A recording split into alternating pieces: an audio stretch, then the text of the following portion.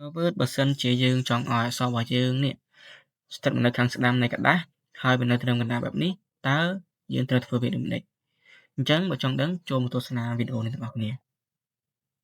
បាទអញ្ចឹងជាដំបូងយើងចូលមកកាន់ insert ហើយយើងព្រាយថា shape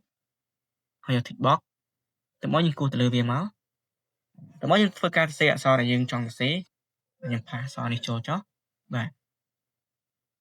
តើមកយើងទៅធ្វើការដោះ fill វាចេញបាទនៅពេលយើងយកវាមកលើអក្សររបស់យើងគឺឃើញថាវាបាំងអញ្ចឹងយើងដោះវាចេញមកដល់យើងចូលមកកាន់ save format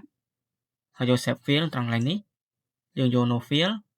បាទប៉ុន្តែយើងឃើញវាចូលបន្ទាត់ពណ៌ខ្មៅនេះអញ្ចឹងយើងដោះវាដូចគ្នាដែរយើងចូលមកកាន់ save format ដូចដើម